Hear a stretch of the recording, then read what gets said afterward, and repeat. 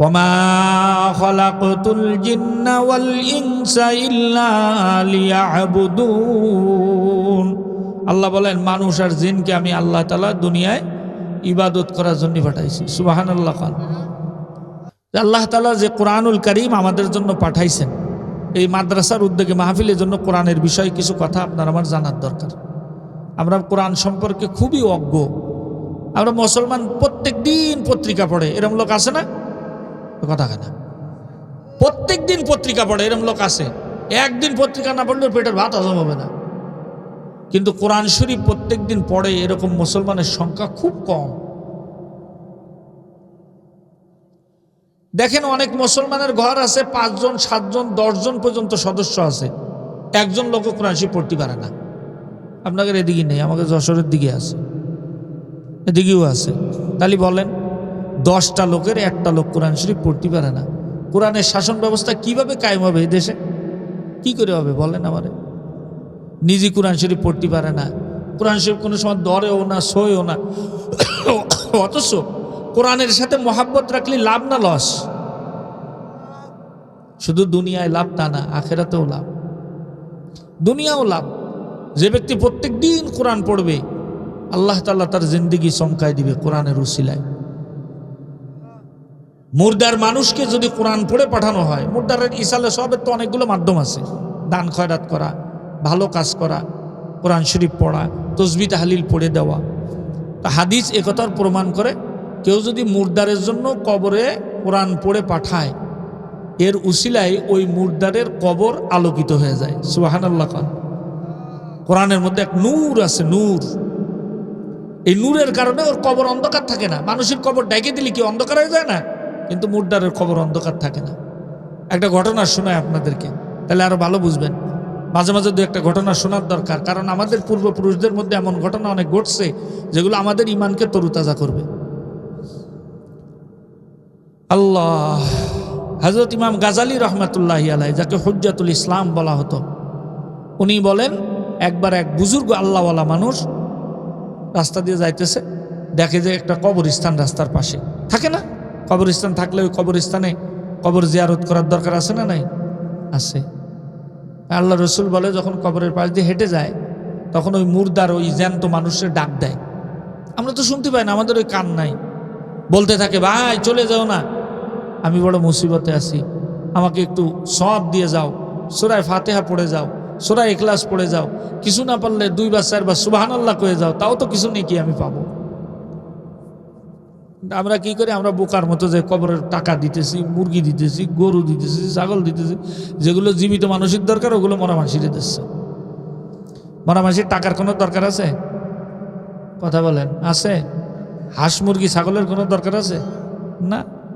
মরা মানুষের তো নেকির দরকার। ইমাম গাজালি রাহমাতুল্লাহি আলাইহি বলেন, আল্লাহর ওলি কবরের পাশে দাঁড়ায়া, কবর জিয়ারত করার জন্য দাঁড়ায়া সর্বপ্রথম শুরু করলেন, আসসালামু আলাইকুম ইয়া আহলাল কুবুর। সুবহানাল্লাহ। ইসলাম এত সুন্দর ধর্ম, কবরের পাশে দাঁড়ায়া কবর জিয়ারত করার জন্য প্রথমে সালাম। তাহলে মরা মানুষের যদি সালাম দেওয়া লাগে, জীবিত মানুষের দেওয়া লাগবে না? জীবিত মানুষের তো অবশ্যই লাগবে। জীবিত মানুষকেও সালাম দেওয়া, মৃত মানুষকেও সালাম দেওয়া, বিধর্মীকেও সালাম দেওয়া ইসলাম শিখাইছে। সুবহানাল্লাহ বলেন জোরে। এখন তো আমি দুঃখের কথা কি কব, সালাম দিলেও এই যে এখন নির্বাচন, দলের লোকেরা সালাম দেয়, বেদলের লোকের সালামও দেয় না। না ভুল করলাম? দোকানে যে বসে আছে 4 জন, ওর দলের লোক যেটা সেটা দেয়, কয় ভাই আসসালামু আলাইকুম। বাকি যে আরো 3 জন বসে আছে, ওই বাইটুক না করলেই তো 4 জনের সালাম হয়ে যেত। আমি দেখছি তো, আমি এগুলো খেয়াল করি। দোকানে বসে, 4 দোকানে বসে 4 জন মানুষ আছে, যদি সালাম দিত 4 জনে জবাব দিত, তাহলে সব আরো বেশি পেত। 4 জনে দেয় না, দলের লোকেরা সালাম দেয়। বিধর্মীকে যদি কেউ দেখে, বিধর্মীরও ইসলাম বলে সালাম দাও। কিভাবে? আসসালামু আলা মানিত্তাবাল হুদা।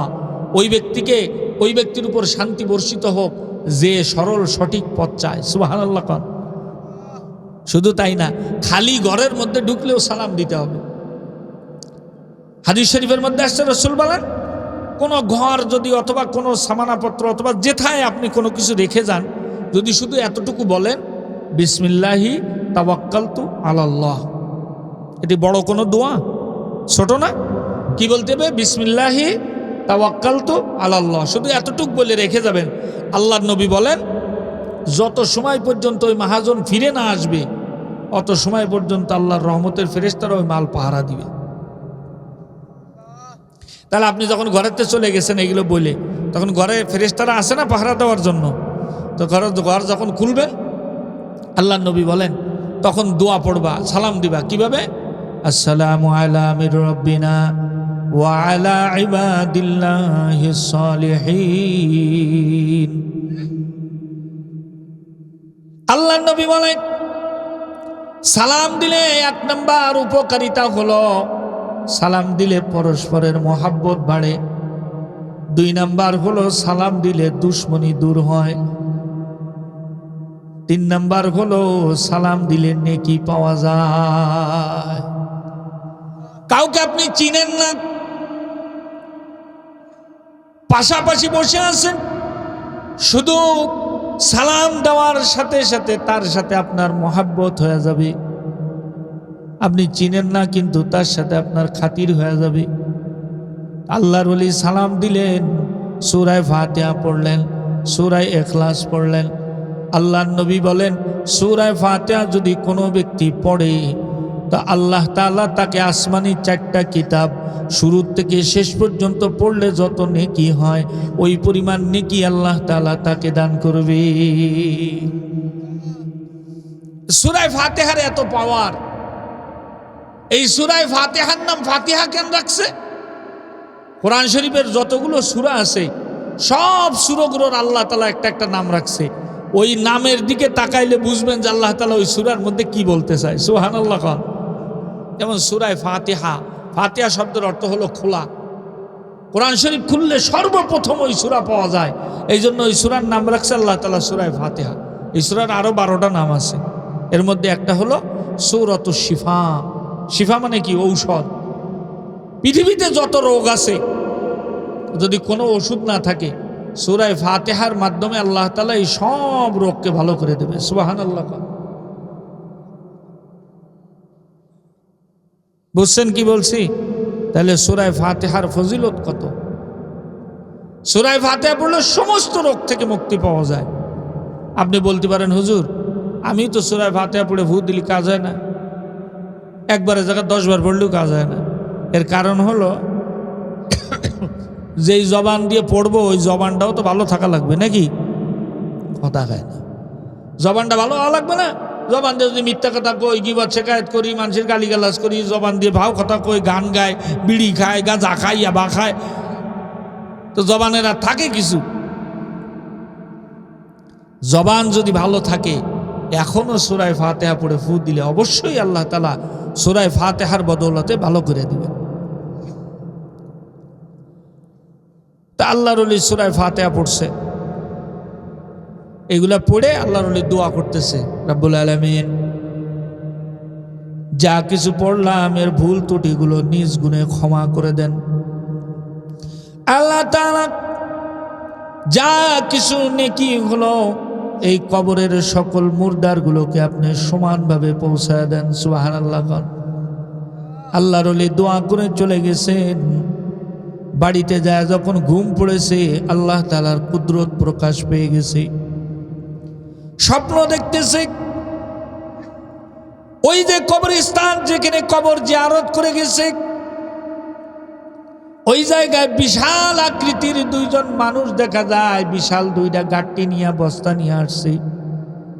আল্লাহর ওলি তাদের জিজ্ঞাসা করতেছে, রে ভাই এই জায়গার ভিতরে তো এমন মানুষ তোমাদের চেহারার মানুষ কাউকে দেখি নাই, এত বড় বড় চেহারা, এত বড় দেহ, কারা তোমরা? ওই 2 জন বলতেছে, আমরা মানুষ না, মানুষের সুরতে আসছি, কিন্তু আমরা দুজন আল্লাহর রহমতের ফেরেশতা।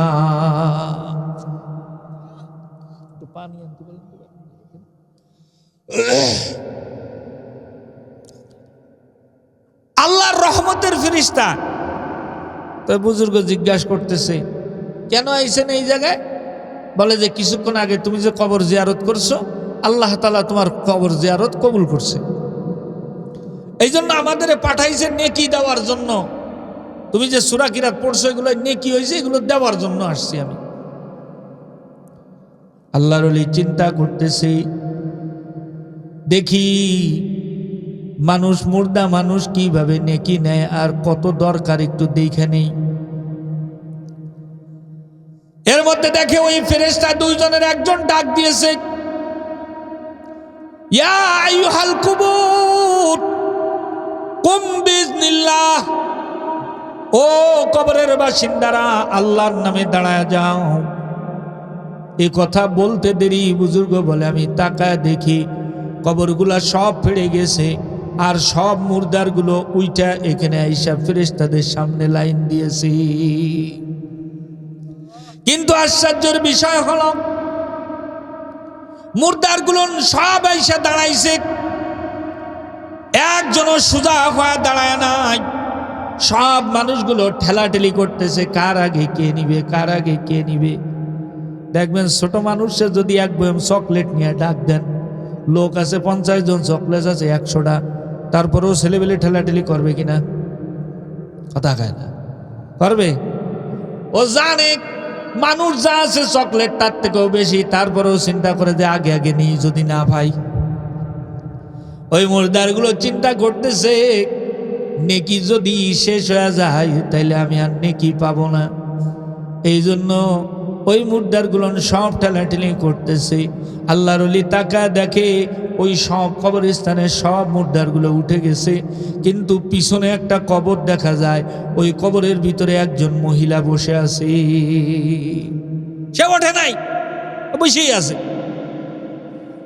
আল্লাহর ওলি যায় ওই কবরের কাছে, যা ডাক দিলে, রে মা, সব মানুষগুলো নেকি নিতে গেল, কিন্তু তুমি গেলা না, কেন গেলা না? তোমার কি নেকির দরকার নাই? তোমার দরকার পড়ে না নেকির?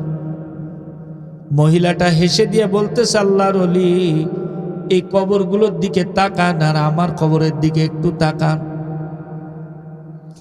আল্লাহর ওলি তাকায় দেখে সব কবরগুলো হলো অন্ধকার, কিন্তু ওই মহিলার কবরটাও হলো আলোকিত,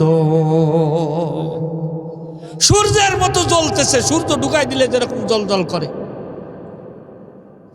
এরকম আলোকিত।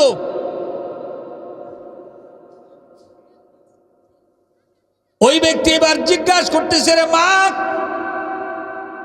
সবার কবর অন্ধকার কেন, তোমার কবর আলোকিত কেন?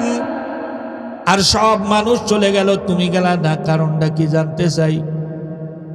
মহিলাটা বলে, আল্লাহর ওলি, আপনি কি হাদিস শুনেছেন? কি হাদিস? দেখেন মুর্দার এবার হাদিস বলতেছে। কি হাদিস? বলে মানুষ যখন মারা যায় তার আমল নামা বন্ধ হয়ে যায়। আপনারা কি শুনেছেন এই হাদিস? মানুষ যখন মারা যায় আমল নামা বন্ধ হয়ে যায়, কিন্তু 3টা কাজ যদি দুনিয়ায় করে যায়, এই 3টা কাজের ফল সে কবরে উপভোগ করতে থাকে। সুবহানাল্লাহ, আরো জোরে কোন সুবহানাল্লাহ। বাজান রে, যারা এখানে বসে আছেন, আমি উসমান গনি সহ আপনারা যারা এখানে বসে আছেন, সবাই কিন্তু একদিন কবরে যাওয়া লাগবে। সবাই কবরের বাসিন্দা। মৃত্যু হয়ে গেলে আমল বন্ধ হয়ে যাবে। তাইলে কবরে যা কতদিন থাকা লাগবে এটা কি জানা আছে? কথা কয় না। হাদিস শরীফের মধ্যে আসছে, সর্বশেষ যে ব্যক্তির দুনিয়ায় মারা যাবে সেও কমপক্ষে 40,000 বছর কবরে থাকবে। কত বছর? সর্বশেষ যে মারা যাবে সে যদি থাকে 40,000 বছর, তাহলে আপনার আমার মতো মানুষ কত বছর থাকবে?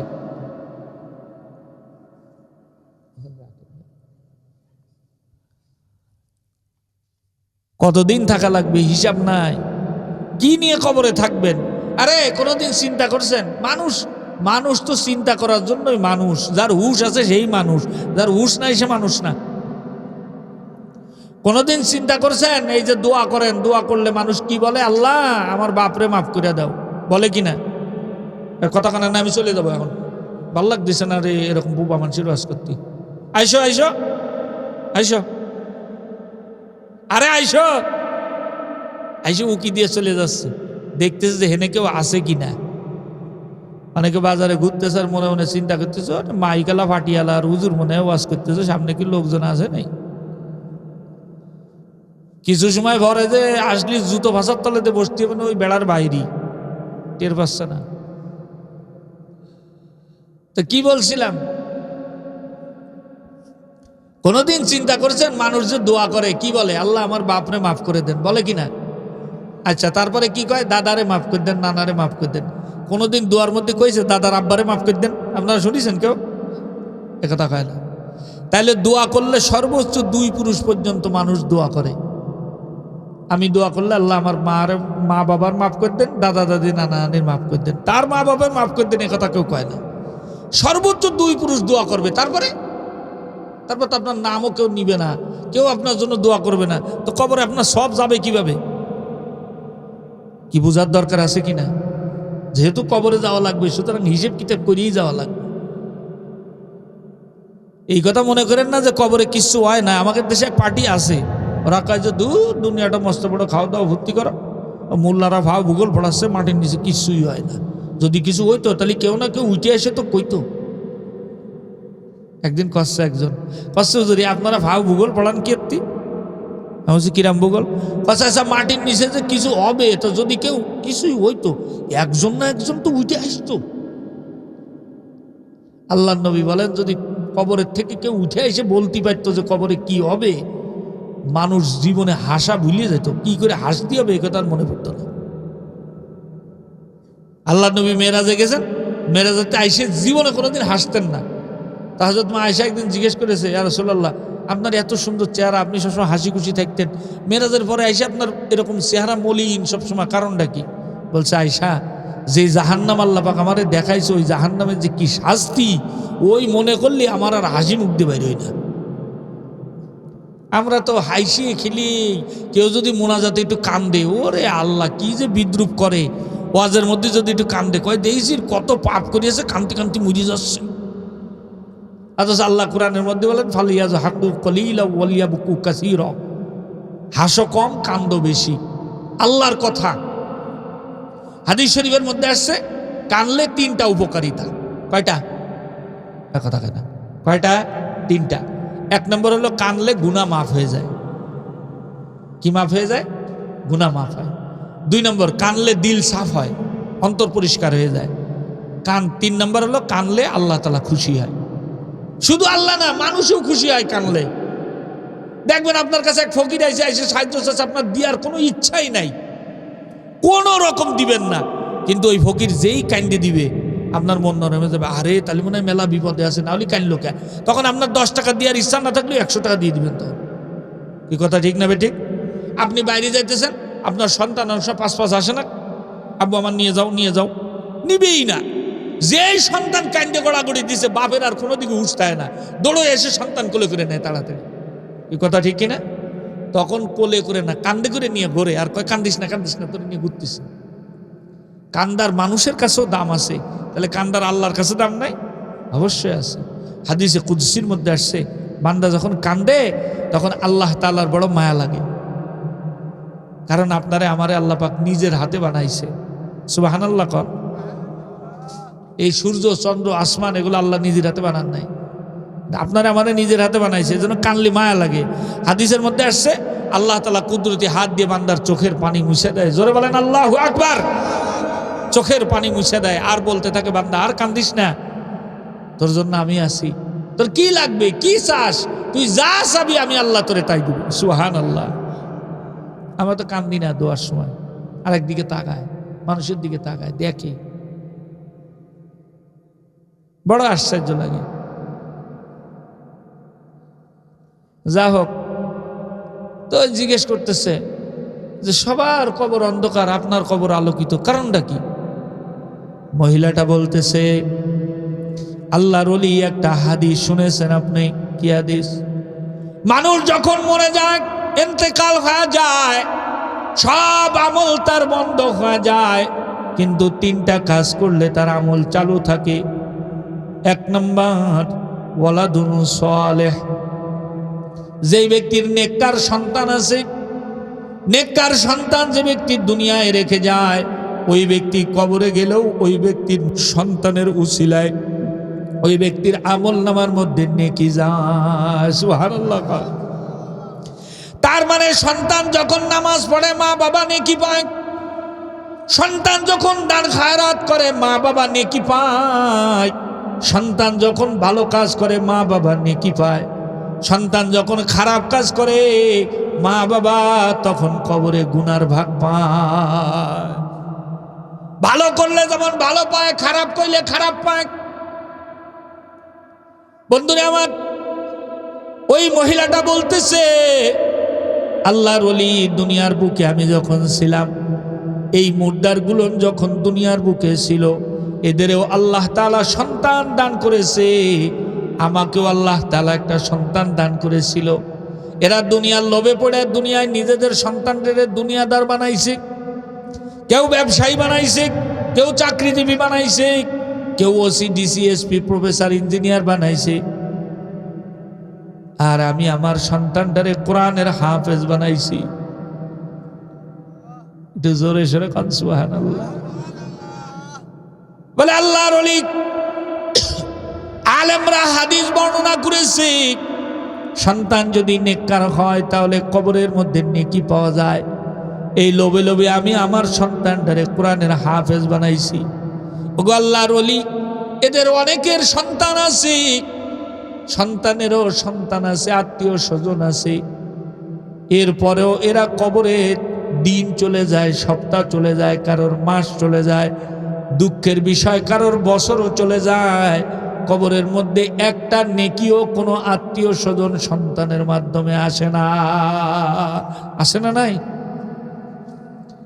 কবরে পড়ে আছে। দুনিয়ায় সে বড় মাতব্বর ছিল, তার কথায় এলাকা কাইপা যাইত, এলাকার মাতব্বর, তার সামনে দাঁড়ায় কথা বলার লোক ছিল না, কিন্তু দুনিয়ার বুকে সে সন্তান নেককার বানায় যায় নাই, দুনিয়ার ভিতরে সে ভালো কাজ করে যায় নাই, যার কারণে আল্লাহ তাআলা কবরে যখন তারে ডাক দিছে কবরে চলে গেছে, কিন্তু তার কবরের ভিতরে কোনো নেকি কোনো পাশ দিয়া যায় না। ওই মহিলা বলতেছে, আল্লাহর ওলি, আমারে আল্লাহ একটা সন্তান দান করেছিল, আমি সন্তানটারে কোরআনের হাফেজ বানাইছি, আমার দুনিয়ার থেকে চলে আসছি, কিন্তু প্রত্যেক দিন আমার জন্য আমার সন্তান কোরআন পড়ে পড়ে কবরে পাঠায়। আল্লাহু আকবার বলেন, আল্লাহু আকবার। প্রত্যেক দিন কবরে কোরআন পড়ে পড়ে পাঠায়। এই মানুষগুলার কবরে কোনো নেকি যায় না, এই মানুষগুলো নেকি নেওয়ার জন্য পাগল হয়ে গেছে, এই জন্য যেহেতু ওদের কবরে নেকি আসে না। আমার সন্তান আমার কবরে কোরআন পড়ে পড়ে পাঠায়, যার কারণে আমার নেকি নেওয়ার অত খিদা নাই, আমার কবরে প্রত্যেক দিন আমার সন্তানের কারণে নেকি আসে। তাকা দেখো আল্লাহর ওলি, এই সবার কবর অন্ধকার, কিন্তু আমার কবর আলোকিত। কারণ হলো এই দুনিয়ায় যত নেক আমল মানুষ করে মুর্দারের জন্য পাঠায়, কোনোটাই কবর আলোকিত করে না, কিন্তু যে মুর্দারের জন্য কোরআন পড়ে পাঠানো হয়, ওই কোরআনের নূরে ওই মুর্দারের কবর আলোকিত হয়ে যায়। তাহলে মুর্দারের জন্য কোরআন পড়ে পাঠানোর দরকার আছে না? নাই, আছে। কবরের ভিতরে কোরআন পড়ে পড়ে পাঠায়। এখানে একটা কথা বলি বন্ধু, আমি 16-17 বছর ধরে ইমামতি করি। মানুষ যখন মারা যায় কবরের পাশে দাঁড়ায় ডাক দেই, কই মুর্দারের লাশটা কবরে নামাইতে হবে, তাদের আত্মীয় স্বজনরা কাছে আসেন। কথা কন্যাকে বলে কিনা? কোনোদিন চিন্তা করছেন এতগুলা মানুষ এই জায়গায় দাঁড়ায় আছে, যে কোনো একজন দৌড়েই তো লাশটা নামাই দিলেই হয়ে যায়, কিন্তু আপন জনরে ডাক দেয়। কেন ডাক দেয়? আল্লাহ তাআলা দেখায়, দেখ দুনিয়ায় যারে আপন জন মনে করছো কেউ তোর আপন না, কেউ কিন্তু তোর আপন না। কবরের ভিতরে লাশটা রেখে দিয়া লাভ দিয়ে উঠা চলে আসে, একা একা কবরের মধ্যে শুয়ে আছে। এখন আর কোনো সাথী নাই, কোনো বন্ধু নাই, কোনো আপনজন নাই। এমন এক ঘরের মধ্যে রেখে আসে যেখানে জানালা নাই, দরজা নাই, বিছানা নাই, বাতি নাই, কিচ্ছু নাই।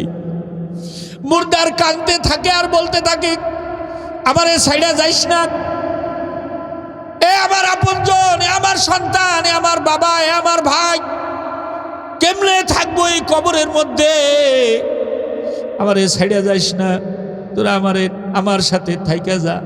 কিন্তু মুর্দারের কবরে কি আত্মীয় স্বজন কেউ থাকে? কেউ থাকে না, সবাই লাভ দিয়ে চলে যায়। এই পৃথিবীতে আপন বলতে কেউ নাই। আল্লাহ তাআলা দেখাইছে, দেখ তুই মায়ের পেটে যখন ছিলি কেউ তোর আপন ছিল না, আমি আল্লাহ ছিলাম। পৃথিবীর কেউ তোরে খাদ্য দেয় নাই, আমি আল্লাহ তোকে খাদ্য দিয়েছি। পৃথিবীর কেউ পানির টিউবের ভিতরে একটা জীবন্ত মানুষ রাখতে পারবে না, কিন্তু আল্লাহ তাআলা একটা মানুষের ভিতরে আর একটা মানুষকে থৈলার মধ্যে রেখে দিছে। আল্লাহ পাক বলে, দেখ পৃথিবীর কেউ তোরে এমন করে পালতে পারবে না।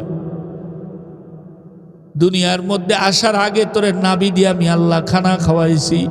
এই পৃথিবীর কোনো ডাক্তার আজ পর্যন্ত তৈরি হয় নাই যে নাভি দিয়া খানা খাওয়াইতে পারবে। দুনিয়ায় যখন আইসে গেছে, আবার আল্লাহ তাআলা এত ভালোবাসে, মা গর্ভের মধ্যে সন্তান এখনো দুনিয়ায় আসে নাই, কিন্তু স্তনের দুধ আইসে যায়। সন্তান আসার 1.5 মাস 2 মাস আগে স্তনের দুধ আইসে যায়। সুবহানাল্লাহ। কর আপনার বাড়িতে মেহমান আসলে আপনি কি 1 মাস আগে খানা পাকান, না মেহমান আসার ওই দিন পাকান? মেহমান যেদিন আসে ওই দিন পাকায়, অনেকে মেহমান আসার পরে পাকায়। আর আল্লাহ বলে, বান্দা তোরে আমি এত ভালোবাসি, তুই দুনিয়ায় আসার 2 মাস আগে তোর খাদ্য আমি দুনিয়ায় পাঠিয়ে দিলাম, যেন তুই দুনিয়ায় আসার সাথে সাথে খাদ্যের অভাব তোর না হয়। দুনিয়ায় আসার পরে এমন একটা খাদ্য দিলাম, কোনো দিন গরম করা লাগে না। মায়ের স্তনের দুধ সব সময় গরম থাকে, আবার এত গরম না যে মুখ পুড়িয়ে যাবে। আবার ঠান্ডাটা খাইলে বাচ্চাদের ঠান্ডা লাগে, কথা কোন ঠিক কিনা? এই জন্য আল্লাহ তাআলা এমনভাবে দিয়েছে ওম গরম, যেটা খাইলে বাচ্চার স্বাস্থ্যের উপকার। সমস্ত ডাক্তাররা একমত, এই পৃথিবীতে একজন বাচ্চার জন্য সব থেকে ভিটামিনযুক্ত উপকারযুক্ত খানা হলো মায়ের স্তনের দুধ। কত ভালোবাসি আল্লাহ বলে, বান্দা হাল আতা আলাল ইনসানি হিনুম মিনাদ দাহরি লাম ইয়াকুন শাইআম মাযকুরা। বান্দা কিসের গর্ব করো? একদিন তুই কিছুই ছিলি না। কি কর? একদিন আপনি আমি কিছুই ছিলাম না, চিনার মতো কিচ্ছু ছিল না, নাম ছিল না, পরিচয় ছিল না। 1 ফোঁটা নাপাক পানি দিয়ে আল্লাহ তাআলা তৈরি করলেন। এই পৃথিবীর কোনো কারিগর আর্টিস্ট নাই পানির উপরে অঙ্কন করতে পারবে? আছে? পানির উপরে ছবি আঁকতে পারবে কেউ? আছে? আল্লাহ বলেন, পানির উপরে তোরে আমি বানাইলাম, 40 দিন পর্যন্ত তোরে বীর্য আকারে রাখলাম। এরপর 40 দিন হলো ওটাকে গোশতের টুকরা রাখলাম। এরপরে 40 দিনে ওইটাকে আমি হাড্ডি দিলাম, দিয়া তোরে একটা রূপ দিলাম। আস্তে আস্তে আমি আল্লাহ তোর সুন্দর চক্ষু বানাইলাম, নাক দিলাম, মুখ দিলাম, হাত দিলাম, পাও দিলাম, সব কিছু তোকে আমি আল্লাহ তাআলা তৈরি করে দিলাম। সব কিছু আল্লাহর দেওয়া। এই পৃথিবীতে ভাবলে দেখবেন আল্লাহর থেকে আপন আর কেউ নাই। একেবারে পাপী বান্দাও যদি, চরম পাপী বান্দা, সেও যদি আল্লাহরে ডাকে, তবু আল্লাহ তার ডাকে সাড়া দেয়। সুবহানাল্লাহ। কন এই পৃথিবীতে কারুন যত বড় পাপী ছিল, সাদ্দাত যত বড় পাপী ছিল, এদের মতো এত বড় পাপী এই পৃথিবীতে আর ছিল না কেউ। কথা কান না কেন? কারুন এ মুসা আলাইহিস সালামের আপন চাচতো ভাই ছিল, তাওরাতের হাফেজ ছিল। আল্লাহ অনেক সম্পদ দিছে, একেবারে গরিব ছিল, সে তো সম্পদ দিছে। যখন সম্পদ দিছে, এবার আল্লাহ কইছে, যা মুসা যাই কাজে এই সম্পদের জাকাত দেওয়া লাগবে। যখন যাই বলছে জাকাত দেওয়া লাগবে, কষ্টে জাকাত দেবো কি জন্য? এই মাল আমি কষ্ট করে কামাইছি, আমি কি জন্য জাকাত দেবো? আল্লাহর কথায় নাউজুবিল্লাহ খান জোরে কামানোর ক্ষমতা কে দিয়েছে? আল্লাহ তাআলা দিয়েছে। তো মুসা আলাইহিস সালাম তো রাগী মানুষ ছিল, ও যেই এই কথা কইছে যে যা যাকাত দিতে পারবো না, এ কথা কওয়ার সাথে সাথে মুসা আলাইহিস সালাম খুদিল আর এ জমিন ধর রে, কওয়ার সাথে টাকনু পর্যন্ত মাটির নিচে ডুবে গেছে। এবার আস্তে আস্তে মাটির নিচের দিকে যাইতেছে, ও তো বুঝে ফেলছে আল্লাহর আযাব আমারে ধরছে। মুসা আলাইহিস সালামকে ডাকে আর বলে, এ মুসা, আমার ভুল হয়ে গেছে, মাফ করে দাও। মুসা আলাইহিস সালাম কোনো কথা কয় না, রাগ হয়ে গেছে, কোনো দিকে তাকায়ও না। তাফসীরের কিতাবের মধ্যে লিখেছে, এই যখন ডুবতে ডুবতে একেবারে মুখ পর্যন্ত মাটির নিচে ঢুকে গেছে, তখন কি আর কথা কইতে পারে? কথা হয় না। মুখ যখন ঢুকে গেছে তখন আর কথা বলতে পারে? মাথা এখনো কিছু অংশ বাকি রয়েছে, পুরা ডোবে নাই। আল্লাহ তাআলা ডাক দিয়ে বলতেছে, মুসা, কার হুকুম নিয়ে গেছিলা তার কাছে? বলে, আল্লাহ আপনার হুকুম। আমার হুকুম নিয়ে গেছিলা, সে অমান্য করছে। রাগ হইলে তো আমার হওয়ার কথা, তুমি রাগ হইলা কে? রাগ হওয়ার কথা আমার, কিন্তু রাগ হয়ে গেলা তুমি। এ মুসা, প্রত্যেকটা বান্দারে আমি আল্লাহ বড় ভালোবাসা দিয়া বানাইছি, বড় আদর করে যত্ন করে বানাইছি। ওর মুখের দিকে আমি সব সময় তাকায় থাকি, ও কখন আমার একবার আল্লাহ করে ডাক দিবে। এই পৃথিবীর কত মানুষ আছে সকালবেলা ঘুমের থেকে উঠে নিয়ে রাত্র পর্যন্ত কত কথা সে বলে, কিন্তু যিনি এত সুন্দর জবান দিয়েছে তাকে একবার আল্লাহ বলে ডাকে না। আছে না নাই? আল্লাহ তাআলা ডাক দিয়ে বলে, মুসা, ওর যখন তোমারে ডাকতেছিল আর তোমার কাছে মাপ চাইতেছিল, আমি আল্লাহ তাআলা তখনও ওর মুখের দিকে তাকায়াছিলাম। পা থেকে নিয়ে মুখ পর্যন্ত ডুবতে কতবার ডাক দিছে তুমি গুনেছো? মুসা কয়, না আমি গুনি নাই। আল্লাহ বলে, তোমার বান্দা না, এজন্য তোমার মায়া লাগে না, কিন্তু বান্দা তো আমার, এজন্য আমি আল্লাহর বড় মায়া লাগছে। আমি গুনছি, ও পা থেকে নিয়ে মুখ পর ডুবা পর্যন্ত 500 বার তোমারে ডাক দিছে। কতবার ডাক দিছে? বলে, ওই 500 বারের মধ্যে 499 বার তোমারে ডাক দিছে, ঠিক আছে। ও যদি একবার শুধু আমারে ডাক দিত উপরের দিকে তাকা, আল্লাহ আমি ভুল করে ফেলছি, আমারে মাফ করে দাও। আল্লাহ তাআলা বলে, মুসা, ও যদি একবার আমার দিকে তাকায় আমারে ডাক দিয়া ও মাফ চাইতো, আমার জাতের কসম আমি ওকে মাফ করে দিতাম। একে আজ চশমে জাদান গাফেল আজা শাহ নবাসী, একে আজ চশমে জাদান গাফেল আজা শাহ নবাসী, শায়দ কে নেগাহে কুনাদা গাহ নবাসী। আল্লাহ বলে, আমি সব সময় বান্দার ঠোঁটের দিকে তাকায় থাকি, যত গুনাহগারি হোক না কেন, একবার যদি আল্লাহ বলে ডাক দেয়, আমি আল্লাহ তাআলা তার ডাক সাথে সাথে কবুল করে নেই।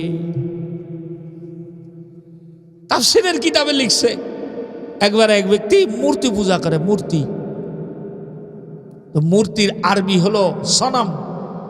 সনম মানে মূর্তি। ছোটবেলাতে নিয়ে পূজা করতেছে, সনম সনম সনম সনম করে। 80 বছর হয়ে গেছে, গালের দাঁত পড়ে গেছে, চক্ষু দুর্বল হয়ে গেছে, হাত পাও দুর্বল হয়ে গেছে। এখন পূজা করতে যায়, সনম কইতে গেছে কিন্তু সমাদ বলে ফেলছে। কি বলে ফেলছে? সমাদ। সমাদ হলো আল্লাহর 99 নামের এক নাম। যেই মাত্র সমাদ কইছে, সাথে সাথে দেখে আওয়াজ আসতেছে, লাব্বাইক ইয়া আবদি। আল্লাহু আকবার বলেন, আরো জোরে বলেন, আরো জোরে বলেন, আল্লাহু আকবার। সাথে সাথে বলতেছে, লাব্বাইক ইয়া আবদি। ও এদিক ওদিকে তাকায় আর বলতেছে, হ্যাঁ কে ডাকছো না? কে? বলতেছে, আমি তোর মালিক। আমি তো আপনারে ডাকি নাই, আমি তো ডাকছি মূর্তি রে। আল্লাহ তাআলা বলে, বান্দা তুই এই 80 বছর ধরে সনম সনম করতেছ, আমি তোর ঠোঁটের দিকে তাকায় আছি, কবে তুই একবার আল্লাহ বলে আমারে ডাক দিবি, সমাদ কয়ে ডাক দিবি। যদিও তুই ভুলে ডাক দিছ সমাদ কয়া, কিন্তু আমি আল্লাহ তাআলা তোর ডাকে সাড়া দিছি, কারণ আমার বান্দা আমারে ডাক দিলে আমি আল্লাহ বড় খুশি হই। তো ওই ব্যক্তি কইতেছে, এত কাল ধরে ভুল করছি, যারে 80 বছর ধরে ডাক দিলাম একদিনও ডাকে সাড়া দেয় না, আর যারে ভুলে ডাক দিলাম সে আমার ডাকে সাড়া দেয়। এই মূর্তি আমার মালিক হতে পারে না, সৃষ্টিকর্তা হতে পারে না। যিনি ডাকে সাড়া দেয় তিনি আমার সৃষ্টিকর্তা। সাথে সাথে তিনি কালেমা পড়ে মুসলমান হয়ে গেছে। এমনিতেই মানুষ বিপদে পড়লে আল্লাহরে ডাকে বেশি, কথা হয় না? মানুষ কখন ডাকে আল্লাহরে?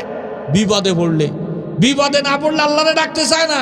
দেখবেন লঞ্চে উঠছে, ঝড় হইতেছে, ঝড়, তখন যে একক তো নামাজ পড়ে না সেও সিজদায় পড়ে যায় আর ডাকে, ওরে আল্লাহ এবারের মতো বাঁচাই দাও, আর জীবনেও পাপ করবো না, নামাজ একক তো ছাড়বো না, রোজা একটাও ছাড়বো না।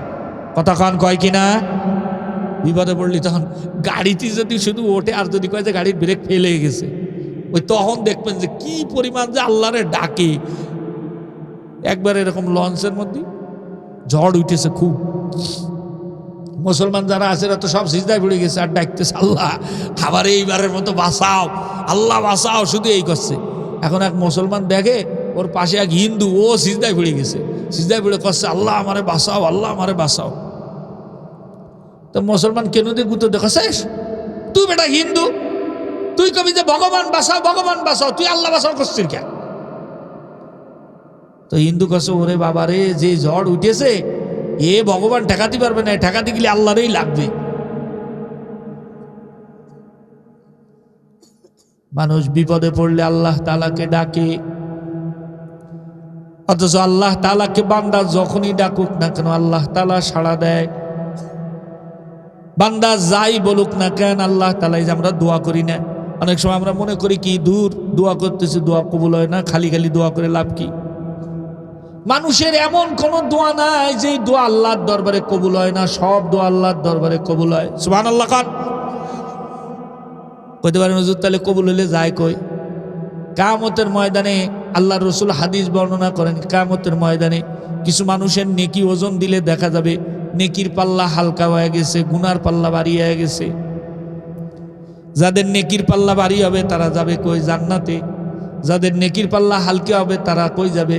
জাহান্নামে যাবে। এটা আল্লাহর কোরআনের কথা। ওয়া আম্মা মান সাকুলাত মাওয়াজিনু ফাহুয়া ফি ঈশাতির রাদিয়া ওয়া আম্মা মান খাফফাত মাওয়াজিনু ফাউম্মুহু হাওিয়া। যার নেকির পাল্লা হালকা হয়ে যাবে সে হাওিয়া নামক জাহান্নামে যাবে। বান্দা হতাশ হয়ে যাবে, হায় হায় আজকের আমারে কে নেকি দিবে? সামান্য কয়টা নেকি হইলে আমার নেকের পাল্লাটা ভারী হয়ে যাইতো, জাহান্নাম থেকে আমি বাইচা যাইতাম। এমন সময় দেখবে আল্লাহ তাআলা তার আমল নামায় কিছু নেকি উঠায় দেয়, যে নেকিগুলো সে জীবনেও কোনো দিন করে নাই। সুবহানাল্লাহ বলে। আরে বিপদের সময় একটা চকলেট হলেও বহুত, যখন খিদে লাগে তখন একটা চকলেট খালিও অনেক খিদের কাজ করে, ঠিক কিনা? আমি একবার হাটাজারি মাদ্রাসায় পড়ি, তখন আসতেছি, কোনো এক কারণবশত টাকা পয়সা সব শেষ হয়ে গেছে, গাড়িতে টিকিট কাটছি ঢাকাতে, এখন খুব ক্ষুধা লাগছে, আরিসা ঘাটে এসে গাড়িতে চিন্তা করতেছি কি খাবো, পকেটে তো টাকা নাই। আর ওই যে লঞ্চের মধ্যে, তারপরে আপনার এই যে ফেরির মধ্যে মুড়ি সুড়ি বেছে না, ডিম বেছে, মুড়ি বেছে, ওই শুধু সামনে দিয়ে ঘুরতেছে, খিদেও লাগেছে, টাকা তো নাই। এখন ওই সামনে দিয়ে ঘুরতেছে, মনে আছে খিদে আরো বেড়ে যাচ্ছে আমার। পরে হঠাৎ করে পকেটে হাত দিয়ে দেখি যে একটা চকলেট রয়েছে 2 টাকার, মানে দোকানটা অনেক সময় কিছু কিনলে 2 টাকা নাই তো চকলেট দিয়ে দেয় না, ওই সময় দিছে মনে হয় চকলেট একটা তুই দিছে, পকেটে মনে নেই। তখন দেখি আমার পকেটে চকলেট, এখানে হাত দিয়ে পাই, ওরে খুশি। ওই চকলেটটা খাইছে, একটু পানি খাইছে, মনে আছে যেন বহুত কিছু খাই ফেলিছে। তো ক্ষুধা যখন বেশি থাকে তখন একটা চকলেটও অনেক কাজ করে, ঠিক কিনা? বিপদের মুহূর্তে অল্প জিনিসও বেশি হয়ে যায়। যা হোক, এখন ওই ব্যক্তি বলতেছে যে আমার সন্তানটারে তো কোরআনের হাফেজ বানাইছি, তো কোরআনের মোহাব্বত করলে কি লাভ? যে কবর যেদিন ঢেকে দেবে আপনজন কেউ সেদিন থাকবে না, সবাই তো চলে আসবে। আল্লাহর নবী বলেন, ইযা উযিআল মাইয়াতু ফি কবরিহি জাআল কুরআনু ইনদা রাসিহি। আল্লাহু আকবার বলেন জোরে, আরো জোরে বলেন আল্লাহু আকবার। 2 হাত উঁচু করে বলেন নারায়ে তাকবীর, আরো জোরে নারায়ে তাকবীর। ওরে হাত ভালো করে সোজা করো, ব্যাটারি চার্জ নাই, খিচুড়ি দিবা না একটু পরে, গায়ে বল হয়ে যাবে না খাই এমনি। জোরে নারায়ে তাকবীর। না রে ভাই, অর্ধেক লোকের আওয়াজও আসছে না। জোরে কন, জোরে আর টান টান করেন তো, একদম টান টান করেন পুরা, গায়ে বল আসবে ভালো। নারায়ে তাকবীর, নারায়ে তাকবীর। কোরআন সুন্নাহর আলো, হ্যাঁ ঘরে ঘরে জ্বালো। ঘরে কার ঘরে জ্বালবে? সংসদে জ্বালবে, ঘরে ঘরে। ভোট রয়েছে সামনে। জোরে কান, কোরআন সুন্নাহর আলো। আবার কষ্ট করে ঘরে জ্বালো। কোরআন সুন্নাহর আলো সংসদে জ্বালো। হাত নামাইছেন কা? আমি হাত নামাইছি? শোনেন, হাত নামান। এটা ওয়াজ শোনার আগে আর একটা জিনিস শুনে নেন। এই যে আপনারা যারা এনে বইছেন, আমার সাথে অনেক শিক্ষিত মানুষ এনে আছেন, জ্ঞানী গুণী মানুষ আছেন, কিন্তু এখন আমি জেনে বইছি, এটা কি উস্তাদের চেয়ার না? চাচা খান, এটা উস্তাদের চেয়ার না? তাহলে আপনারা আমার সাথে যতই সম্মানে বড় হন, জ্ঞানে বড় হন, বয়সে বড় হন, যেদিক দিয়ে হন, এখন তো আপনাকে সে আমি বড় উস্তাদ হিসেবে নাকি? তাহলে উস্তাদের কথা মানা লাগবে না? কারণ উস্তাদ আতসো করে রয়েছে, আপনি হাত নামাই ফেলেছেন, তাহলে কিরাম ছাত্র আপনি? এবার আর নামাবেন? হ্যাঁ, এবার আবার নারায়ে তাকবীর, নারায়ে তাকবীর। কোরআন সুন্নাহর আলো। হ্যাঁ, এবার ঠিক আছে। কোরআন সুন্নাহর আলো, নারায়ে তাকবীর। হাত নামান। এবার দেখেন, যেগুলো বাজারে ঘুরে বেড়াচ্ছে না, খিচে ছিটে চলে আসবে। ও বুঝতে পেরেছে না ওই জায়গায় লোক হয়েছে। এবার আমারও যাওয়ার দরকার না? আপনার তাকবীর শুনে যদি একটা লোকও আসে, তাহলে আপনি একটু নেকি পাবেন না? অল্প একটু হলেও পাবেন তো। মহিলারা আছে, মহিলাদের প্যান্ডেল আছে, মহিলারা ওয়াজ শোনায় উস্তাদ। পুরুষদের প্যান্ডেল ভরুক আর না ভরুক, মহিলাকে আগে বেরিয়ে যায়। কথা কারণ ঠিক কিনা? না আপনাদের এদিকে মহিলারা ওয়াজ শোনে না? মনে শোনে? ওরে আল্লাহ, মহিলারা ভালো ওয়াজ শোনে। দেখবেন এটা ছোটখাটো তালিম দিলে ওরে লোক। মহিলারা এমনি পুরুষদের থেকে ধার্মিক বেশি। আর এই যে রোজার মাসে মহিলারা অধিকাংশ রোজা রাখে। কি জানেন? মহিলাকে তেমনি না খেয়ে তার অভ্যাস আছে। কোনোরকম বাড়ি যদি একটু ঝগড়াঝাটি লাগে, ব্যাস আড়ি উবুড়, আর রান্না বাড়া হবে না। কথা কান ঠিক কিনা? আপনি কোথাও নজর কি রে বুঝলেন? সবার বউ একই রকম রে ভাই, ঘন্টাঘর বাদলি সবার একই অবস্থায়। হুজুর আর খেজুর নাই, ঘন্টাঘর বাদলি আড়ি উবুড়। এই জন্য ওরা না খেয়ে থাকতেও পারে আল্লাহর রহমতে। পুরুষ মানুষ তো বাড়িতে যদিও রাগজাগ করে না খেয়ে আসে, তাড়াতাড়ি শহরে যায় হোটেলে খেয়ে ধুয়ে আগে কয়েকজন না খেয়ে থাকা যায় নাই। আল্লাহ, তো কি বলছিলাম? কোরআন, আল্লাহ রসুল বলেন মাইয়াতকে কবরে রাখার সাথে সাথে কোরআন তার মাথার কাছে এসে যাবে। সুবহানাল্লাহ। কি বলবে কোরআন এসে? আল্লাহর বান্দা, তোমার কোনো ভয় নাই, তোমার কোনো চিন্তা নাই, টেনশন নাই। দুনিয়ার বুকে তুমি আমাকে যেমন ভালোবেসেছো, দুনিয়ার বুকে তুমি যখন আমাকে মহাব্বত করেছো, কোরআন তেলাওয়াত করেছো, কোরআনের উপরে আমল করেছো, কোরআনী শাসন ব্যবস্থা কায়েম করার জন্য চেষ্টা মেহনত করেছো, আমি কোরআনকে বন্ধু বানাইছিলাম। আজকে আমি কোরআনও তোমার বন্ধু হয়ে তোমার কবরে এসে গেলাম। ফেরেশতারা যা জিজ্ঞেস করবে তোমার কোনো উত্তর দেওয়া লাগবে না, টেনশন নাই।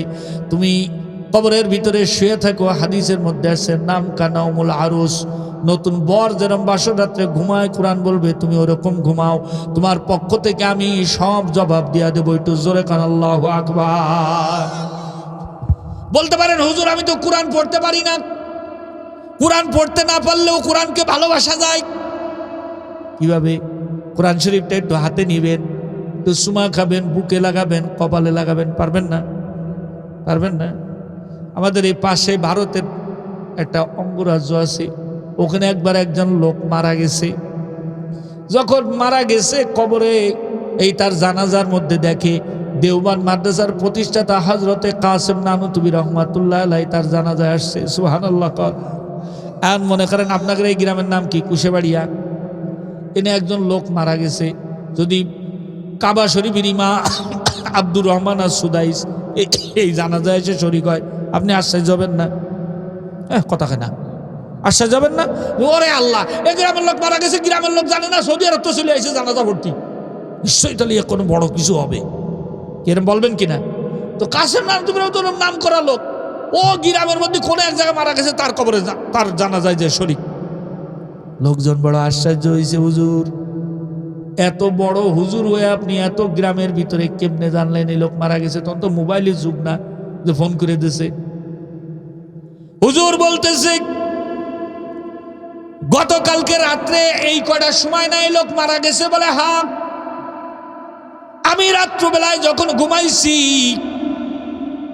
মদিনার বাদশাহ মরুর দুলাল কামনিওয়ালা রহমাতুল্লিল আলামিন স্বপ্নে আমার সাথে দেখা দিয়েছে। সুবহানাল্লাহ কইলেন না? ডাক দিয়া বলতেছে, রে কাসেম, তোমার দেশের অমুক জায়গায় অমুক এলাকায় একটা লোক মারা গেছে, নাম হলো অমুক। সে আল্লাহর কোরআনের একজন খাঁটি প্রেমিক ছিল। জোরে কোন সুবহানাল্লাহ। কোরআনের প্রেমিক হওয়ার কারণে তার জানাজা আমি আসছি। নবীজি বলেছে যাও তার জানাজায় যা শরীক হইবা, তার জানাজার নামাজ তুমি পড়াইবা। বাজান রে, কোরআনের ভালোবাসলে তার কপাল দুনিয়াও খুলে যায়, আখিরাতেও খুলে যায়। আমার মুসলমান বাইরে দুনিয়ার বুকে কোরআনের ভালোবাসা অন্তরে নাই, কোরআনের সাথে ভালোবাসা করতে পারে না, এটা বড় দুঃখের কথা। এইবার ওই ব্যক্তি যখন এই কথা বলেছে ইয়াকুব নানুতুবি রহমাতুল্লাহি আলাইহি ওই ব্যক্তির ব্যাপারে, তখন এলাকার মানুষগুলো বড় আশ্চর্য হয়েছে। আরে সে তো একদম গরিব মানুষ, সে কেমনে কোরআনে মহব্বত করলো, কেমনে কি করে একটু জানার দরকার। কোনো গোপন খবর যদি কারোর জানতে হয় তাহলে তার বোর কাছে গেলে পাওয়া যায়, ঠিক কিনা জোরে খা? কার কি গোপন খবর আছে, কিডা কত বড় পীর সাহেব, কিডা কত বড় হুজুর, এটা কেউ না জানে, ওর বউ জানে। আপনি আমারে বড় হুজুর মনে করতেছেন, আমার বোর কাছে শুনলে ভাবা যাবে আমি কিরাম হুজুর, কথা হয় না। এই জন্য হাকিমুল উম্মত থানবী রহমাতুল্লাহি আলাইহি ওনার কাছে কেউ মুরিদ হইতে গেলে উনি একটা কাগজ আর কলম দিয়ে পাঠাই দিতেন, যাও যে নিজের বোর কাছ থেকে লিখে নিয়ে আসো কি যে তুমি একজন ভালো লোক, এটা তোমার বউ লিখে নিচে একটা। আপনি মনে করছেন এ তো কোনো বিষয়ই না, যে একটা কাগজ দিলি লিখে দেবে না। যাইয়েন দিন আজকে যাই শুধু কইয়েন যে তুমি তো আমার সাথে এতদিন সংসার করলে, আমি তোমার কত খেদমত করলাম, তোমার কত খাওয়ান দাওয়ান দিলাম, কাপড় চোপড় দিলাম, কত কিছুকে ভালোবাসলাম, নেও দিন একটু কাগজে লিখে দাও দিন আমি একজন ভালো মানুষ। দেখেন তাকায় কবে না তুমি আর ভালো মানুষ, আর খুঁজে পেলাম না আমি, এত সোজা না। বহু মানুষ এমন আছে বাইরে এসে খুব ভালো, কিন্তু বাড়িতে বউ ছেলেপেলের সাথে এমন খারাপ ব্যবহার করে যা বলার মতন না, আছে না নাই? আল্লাহ রসুল বলেন তোমাদের মধ্যে সর্বোত্তম মানুষ হলো সে যে ব্যক্তি তার বিবির সাথে, তার সন্তানের সাথে, পরিবারের সাথে ভালো ব্যবহার করে। সুবহানাল্লাহ বলেন জোরে। উত্তম চরিত্রের মানুষ সে যে পরিবারের সাথে ভালো ব্যবহার করে। আমরা পরিবারের সাথে খেমে করে অনেক কিছু, আরে কি একটা অবস্থা, কিছুর থেকে কিছু হইলেই একেবারে এমন ব্যবহার করে মনটা ভেঙে যায়। আরে মা বাপ ভাই বোন আত্মীয় স্বজন সব সাইডে আইসে আপনার কাছে, আপনি যদি খারাপ ব্যবহার করেন তো যাবে কার কাছে? জায়গা আছে যাওয়ার? একটু ভুলভাল তো করবে, একটু উল্টোপাল্টা তো করবেই। এই দুনিয়ায় ভুল হয় না কার, সবার ভুল আছে। ভুল হইলে তারে বুঝাইতে হবে, মানায় নিতে হবে। আল্লাহ রসুল বলেন ওদেরকে বানাইছে বেকারডি দিয়ে।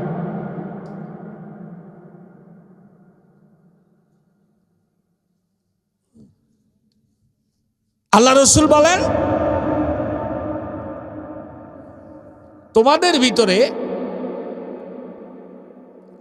যেই ব্যক্তি স্ত্রীর সাথে ভালো ব্যবহার করে সে হলো ভালো মানুষ। রাসূলুল্লাহ সাল্লাল্লাহু আলাইহি ওয়াসাল্লাম হাদিস শরীফের মধ্যে আসে স্ত্রীদের কাপড় ধুয়ে দিতেন। সুবহানাল্লাহ কইলেন না? স্ত্রীদের কাপড় ধুয়ে দিতেন। আপনি বিবাহ করছেন, আপনি কয়দিন কাপড় দিয়ে দিয়েছেন?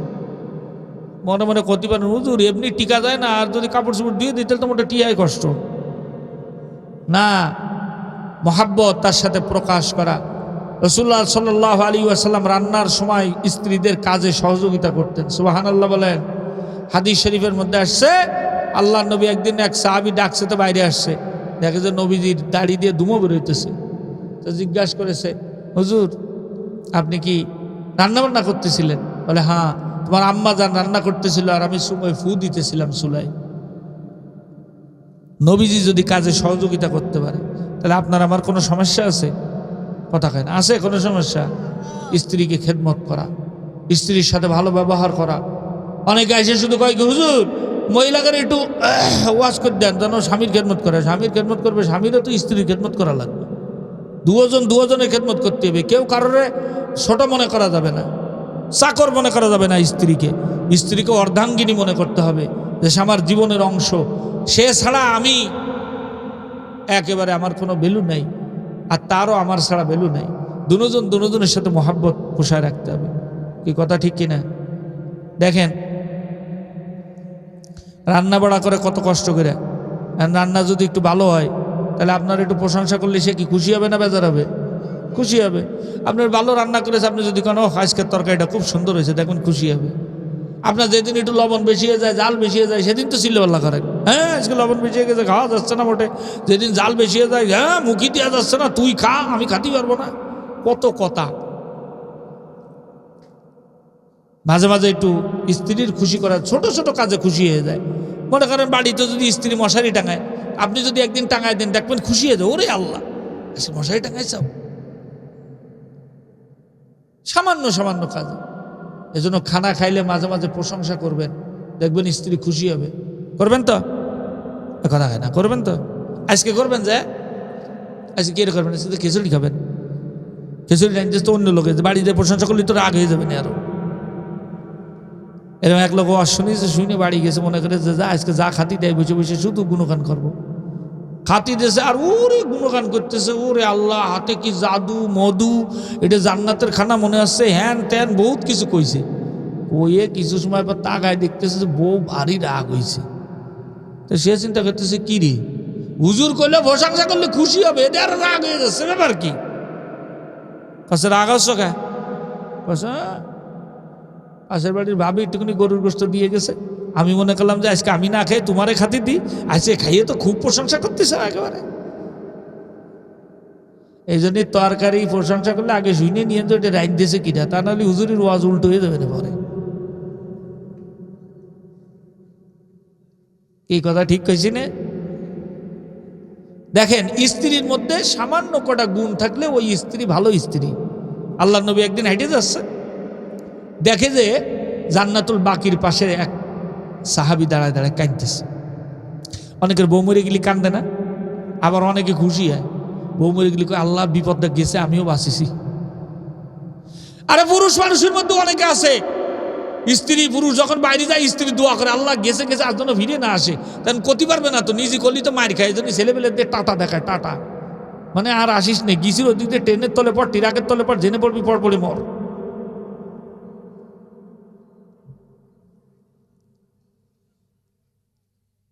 তো নবীজি ডাক দিয়ে বলতেছে, কি ব্যাপার কান্নাকাটি করো কে কবরের পাশে এসে?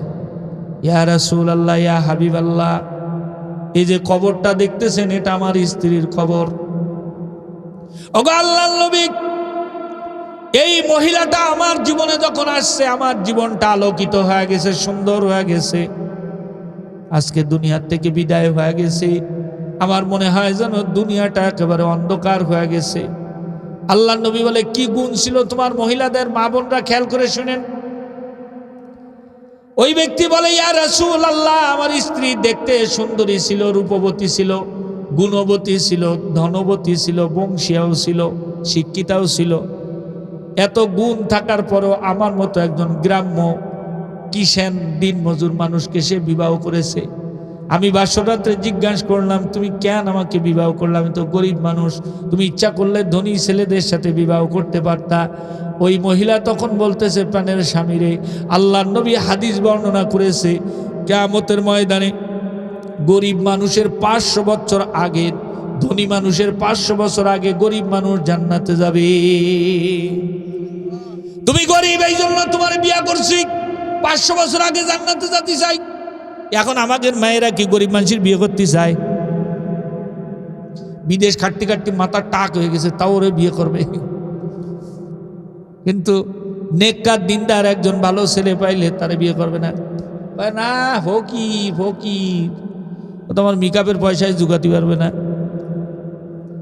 অথচ আল্লাহর নবী বলেন, যখনই বিবাহ করবা, ছেলে হোক, ছেলে যদি মেয়ে বিবাহ করে অথবা মেয়ে যদি ছেলে বিবাহ করে, সর্বপ্রথম দেখবা তারা দিনদার কিনা। সুবহানাল্লাহ। দিনদার দেখে বিয়ে করবা। একটা দিনদার মেয়ে যদি বিবাহ করে, তার জান্নাত দুনিয়াতে আল্লাহ তাআলা দেখায় নিয়ে যাবে যে দুনিয়ায় জান্নাত কারে কয়। যা দিবে স্বামীতে তাতেই সন্তুষ্ট, তার আর কি লাগে।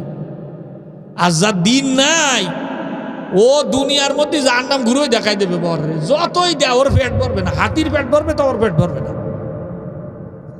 কি কর, যার দুনিয়ার লোভ আছে, পাশের বাড়ি বেড়াতে যাবে, যাই দেখবে যে সুন্দর একটা ওয়ার্ডরোব রয়েছে, ব্যাস বাড়ি এসে কবে এটা আমার লাগবে। একটা ফ্রিজ দিয়ে এসে এক জায়গাতে কবে এটা আমার লাগবে।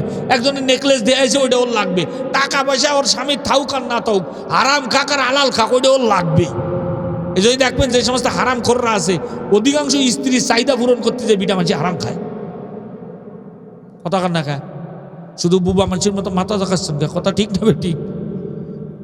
স্ত্রী যদি কয় আমি না খেয়ে মরে যেতে রাজি, তা আমি হারাম খাবো না, তুমি যদি আরাম ইনকাম করে আনো, তোমার মাল আমি শোবো না, তোমার থাকবো না, আমি বাপের বাড়ি চলে যাবো, তাহলে হারাম খোঁজ জীবনে হারাম খাতে পারবে? ওই সাহাবী বলে, ইয়া রাসূলুল্লাহ, আমার স্ত্রী আমার হাত ধরে বাসর রাত্রে বলতে লাগলো, প্রাণের স্বামী রে, আমি জানি আপনি গরিব মানুষ, যেদিন ইনকাম হয় ওদিন খাওয়ানো হয়, যেদিন ইনকাম হয় না ওদিন খাওয়ানো হয় না। এখন আরো সাথে আমি জুড়ছি, আপনি কোনো টেনশন নেবেন না, যেদিন ইনকাম হবে কাজ হবে, ওই দিন ইনকাম হবে, বাজার হবে, আমরা দুজন খাবো আর আল্লাহ শুকরিয়া আদায় করব। আর যেদিন ইনকাম হবে না ওদিন বাজার হবে না, খাওয়া হবে না, আমরা দুজনে আল্লাহর নামে ওই দিন রোজা রাখবো। সুবহানাল্লাহ। কিন্তু আমারে হারাম মাল আপনি খাওয়াইবেন না। 3 নাম্বার বলে, ইয়া রাসূলুল্লাহ, আমি বাইরের থেকে যখন কাজ কাম করে বাড়িতে আসতাম, বাড়িতে ঢোকা মাত্র সব কাজ কাম ফেলায় তুই আমার খেদমত করতো, আমার মনটারে খুশি করে দিত। এখন আমাদের বাড়ির বেটিরা কি অবস্থা, বাড়িতে ঢুকলি যদি একটু কাজে কথা খায়, সারাদিন কাজ করতে করতে ক্লান্ত, তোমারটা তুমি করিয়ে নাও, ভাত দাও, কয় টেবিলি বাড়া আছে খাইয়ে নাও। আল্লাহর নবী বলেন, আসমানের নিচে জমিনের উপরে যদি আল্লাহ তাআলা আল্লাহ বাদে কাউকে সেজদা দেওয়ার অনুমতি দিত, তাহলে আল্লাহ তাআলা মহিলাদেরকে অনুমতি, রসুল বলেন আমি মহিলাদেরকে বলতাম, তোমরা তোমাদের প্রত্যেকের স্বামীর পায়ে সেজদা করো। এত দাম স্বামীর।